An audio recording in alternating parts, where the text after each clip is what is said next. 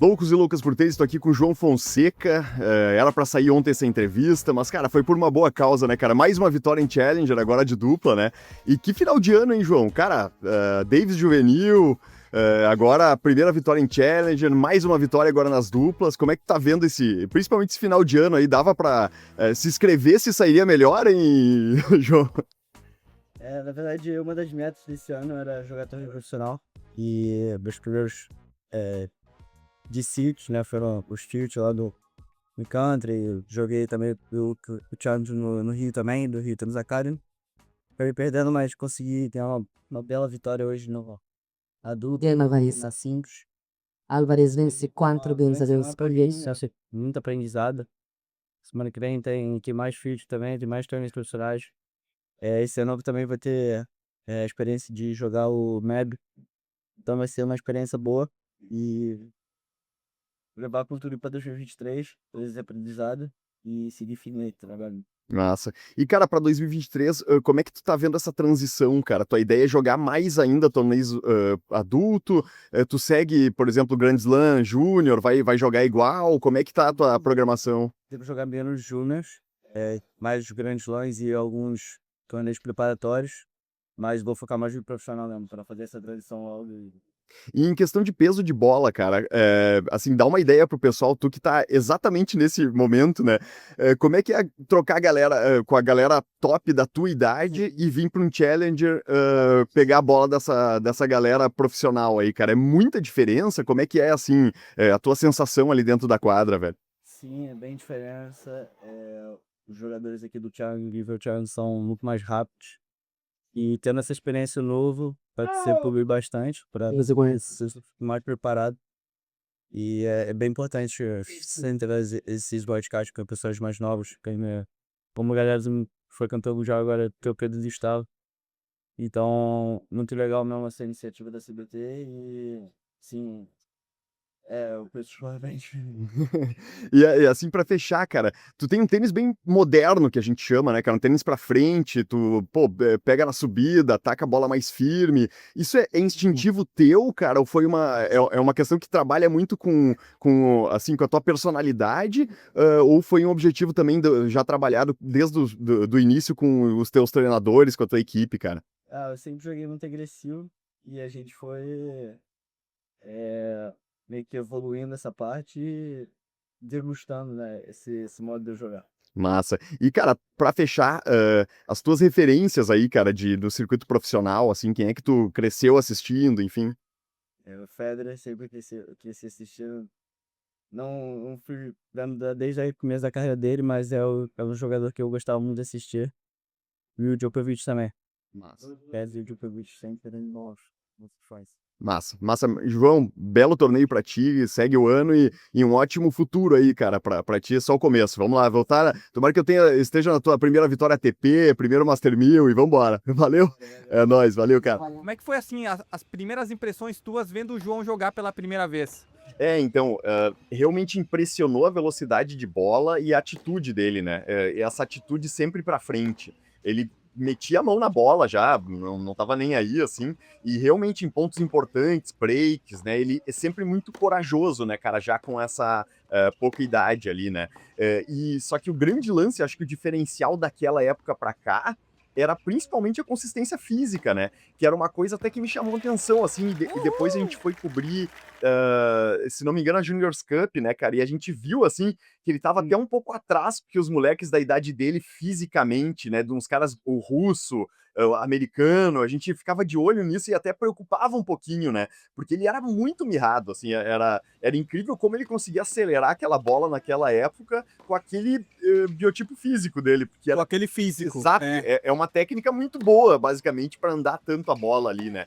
Então, as primeiras impressões foram essas, assim, dessa questão dele ir para a bola, tanto dos momentos importantes pró ou contra ali, né? Break a favor, break contra, enfim, ele realmente ter a atitude de ir para a bola e essa coragem mesmo, né, cara, de fazer, né? E tanto que o jogo, o segundo jogo, aí já uma vírgula, né? do primeiro jogo ali que ele venceu, aí já tinha um micro hype pro João, já não era só eu que tava Deu um falando micro com ele. hype. Já tinha ali, tinha galera tirando foto, já teve uma galera que conseguiu recordação dessa época ali também, né? Já tava, já como fala o Diegão da BATN, já tava os amigos do campeão ali ao redor. Já tava. Os amigos do campeão ali, os amigos da promessa. Os amigos da promessa estavam abraçados, É, né, cara? Estavam abraçados ali. Que aí já tinha essa coisa, né? De realmente ele ganhou do Tirante, uma rodada importante ali, né? E o jogo com o Navone, eu me lembro, cara, que já tinha um público já bem favorável para ele ali na segunda rodada, né? Tanto que aí vem quase uma. Eu fiz essa primeira entrevista ali que tu citou da questão das perguntas, enfim, que eu perguntei algumas coisas da carreira dele, do futuro, enfim, do que ele estava vendo daqui para frente, e eu peguei as primeiras palavras depois da vitória também com o Navone ali, né, cara, que ele tava, pô, em êxtase, assim, morto, porque foi um jogo longo pra caramba, assim. Bora, João, tem loucuragem nas quartas, dá pra descrever a sensação aí, meu? Surreal. Show, velho. Vamos que vamos, velho, lutou muito, dale! Não, isso aí é muito legal, essa parte ali que você pegou ali, ele saindo da quadra e ele comemorando e vibrando contigo, tá bem, vamos, ele vibrou ali também. E também você pegou os bastidores, né, dos boleiros, né, os boleiros também que trabalharam no jogo do João, que o boleiro ganhou uma munhequeira, eu vi que ele ganhou uma munhequeira da Yannick do João, essa parte também foi muito legal. E eu notei realmente isso, assim, desses primeiros jogos, eu fui assistir, eu cheguei em São Leopoldo só nas quartas de final. Eu não assisti a primeira e a segunda rodada, eu tava em Montevidéu, acompanhando o torneio de Montevidéu, o Challenger, Isso. e aí eu cheguei nas quartas e a gente pôde acompanhar o jogo de quartas que ele jogou contra o Facundo Bagnis, e ali eu já notei que realmente, fisicamente, ele já estava bem abaixo, né, por ter dois jogos duríssimos contra jogadores de um nível muito alto, como o Tirante e o Navone, e aí ele já chegou fisicamente abaixo, foi ali realmente, ele deu tudo naqueles dois jogos, é o que ele tinha de físico, ele tinha um físico muito de criança ainda, muito de adolescente realmente, não era um físico de jogador profissional. E de lá pra cá, desde esse torneio 2022 até agora, em 2025, a evolução dele física foi brutal e a gente teve um momento ali em 2023, ali que a gente assistiu ele na Brasil Juniors Cup, que ele tinha evoluído já fisicamente, mas ainda ele estava atrás, como a gente falou, dos maiores juvenis e também profissional, também estava bem atrás. Mas ele evoluiu muito, cara. Hoje ele está muito mais forte fisicamente, já está mais homem, já está com as pernas mais fortes também, muito mais rápido. Ele conseguiu em uma evolução de 1 ano e meio, 2 anos, física, já para poder competir agora com os melhores do mundo, né? Agora a questão é de manter isso, né? Ter essa consistência e melhorar ainda mais o físico, mas agora ele já está muito mais armado, muito mais preparado para enfrentar os desafios que ele vai ter agora no top 100, né? Enfrentar para poder chegar no top 50, para poder chegar no top 20, jogar jogos de 5 sets, né, que ele jogou agora os primeiros jogos dele na Austrália de 5 sets, então ele vai precisar evoluir mais, mas hoje a gente já vê que ele já tá mais próximo desse nível físico, né, Rafa? Não, com certeza. E até para contextualizar a galera, né? Naquela época, uma das perguntas que eu fiz na entrevista, inclusive, era qual era a diferença do circuito júnior pro profissional, né? Já que ele vinha de uma Davis Júnior pelo Brasil, ali a conquista, e ele falando, cara, que o júnior é muito saque primeira bola, né? Não tem esse lance do cara do profissional já devolve 3, 4, 5, 6 bolas com intensidade. Então, para você manter isso aí, é muito complicado, envolve tempo, envolve uma melhora física, né? Que realmente demorou anos, né? A gente até foi ali nos bastidores também pegando informação da galera de dentro do torneio que via também que trabalhava fisioterapeutas e afins, né?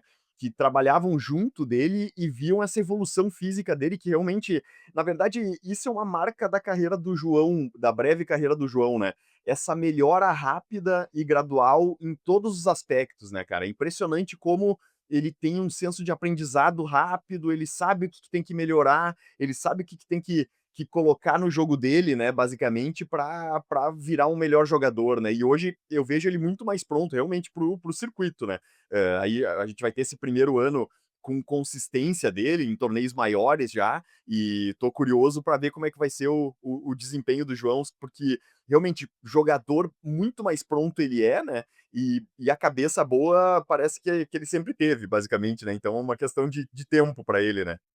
Louco por Tênis, se você é criador de conteúdo e está buscando qualidade para gravar os seus vídeos, lives e entrevistas, a melhor ferramenta, sem dúvidas, é o StreamYard. Na descrição e no comentário fixado desse vídeo, você vai encontrar um link exclusivo para você testar a ferramenta de forma gratuita.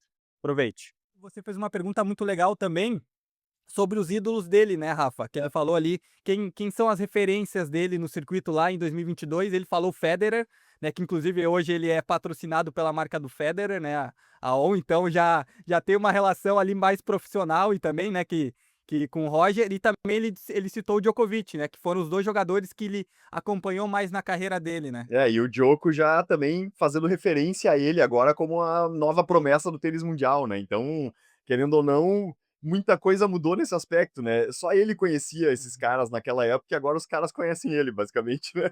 Isso que é legal demais. Então, Ninguém falava dele, né? Aqui em 2022 ele era patrocinado ainda pela Fila, Fila. exato. A gente mostrou ali as gravações, né, da entrevista, ele tinha a roupa Fila.